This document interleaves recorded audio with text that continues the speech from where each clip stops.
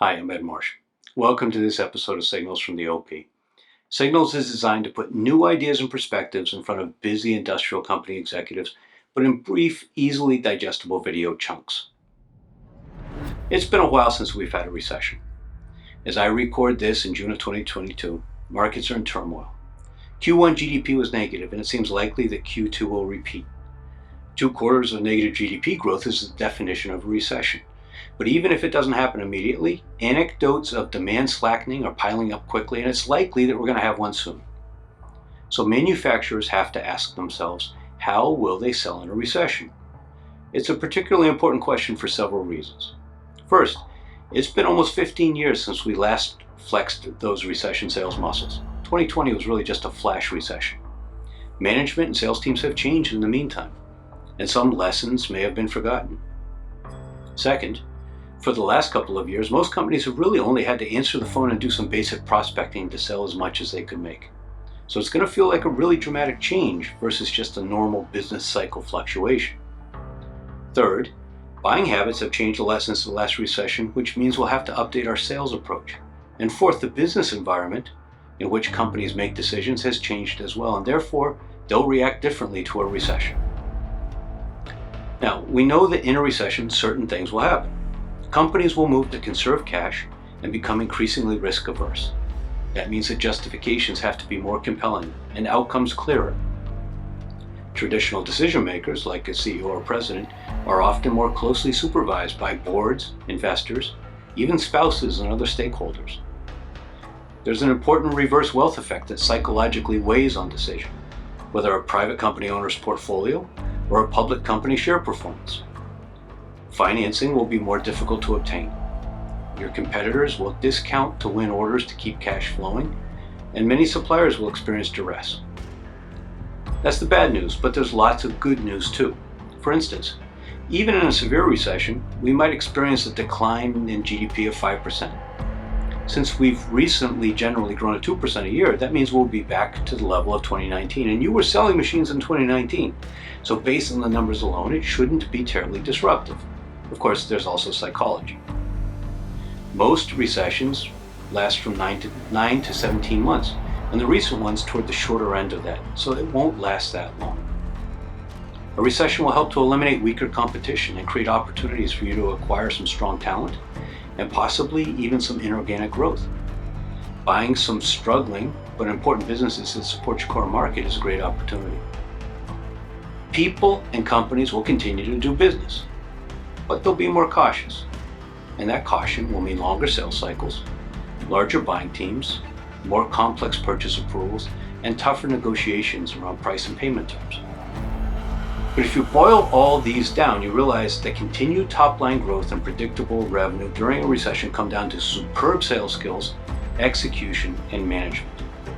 Of course, the market is a factor, but it's a factor that every competitor will face. It's not an acceptable excuse. Instead, take this opportunity, the calm before the storm, if you will, to take these important steps to help prepare your team to successfully sell in a recession.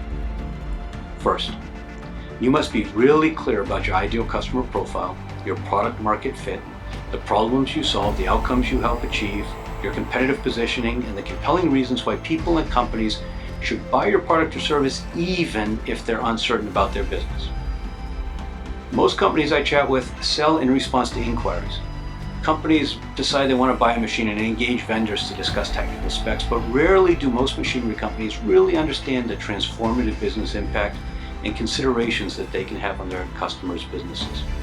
But in an environment where fewer companies raise their hand to buy machines, then helping companies connect the dots on why investment is critical, even in the face of uncertainty, will be key to selling. And you can't do that without a deep understanding of companies' business, well beyond simply producing more, less downtime, and the other casual justifications we normally hear. Second, you have to optimize your sales talent. Your team is going to have to create projects and outsell discounting competition on value. That means that many of your reps who have taken orders for the last couple of years are going to flounder. So start by figuring out what you're really working with in terms of skills and capability, not just who could sell, but who will sell when it gets tough. A thorough overview of the sales team, each rep and manager individually and the team in aggregate, will help you establish a baseline. Then find a great sales trainer. Now, while you still have orders booked. This will help to raise the performance of your team and identify who's going to perform going forward. Further, you'll want to put a plan in place to recruit top talent. A continuous recruiting program will be inexpensive and efficient. You're not going to need recruiters when the economy sours probably. A well-designed job posting and efficient process for screening will let you create a flow of talent to consider. I'll drop a couple of links below to some of our resources to help with the Salesforce assessments and sales recruiting steps. Third, you'll have to improve and rigorously implement your sales process, sales methodology, team selling approach, and sales enablement. Prospecting will become an important and even tougher part of what your team needs to do.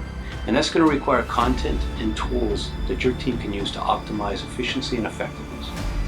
Information on business impact, financial considerations, and market trends should be available for each likely member of the buying team. And these should be complemented with sales sequences, email templates, call scripts, social media language, direct mail pieces, and various guides, calculators, checklists, and videos to help establish value and advance the sale. That means an investment in marketing at a time when your accountant will advise you to trim marketing spend. So start preparing for that conversation now. Of course, this third point ties in with the two previous points. For the content to resonate, you have to understand the buyers. And for your team to use it effectively, then you have to have a talented and well-coached team. That's the premise of ORE, or overall revenue effectiveness, an integrated approach to top-line growth. Staring down the barrel of a recession is concerning, for sure, particularly when you haven't had a chance to take a breath after 2 years of disruption, supply chain challenges, labor shortages, and more. But you have to. That's what you signed up for. The good news is that you have a chance now to get things in order. You've got strong orders on the books, and you can take steps 1 and 2 pretty quickly. We know the recession is coming. We know it will create opportunities. The question is whether you'll be ready to seize them. I'm Ed Marsh. Thank you for joining me for this episode of Signals from the OP. If you enjoyed it, please share it and subscribe either to my YouTube channel, edmarshspeaks.tv, or at the related blog, SignalsFromTheOP.com.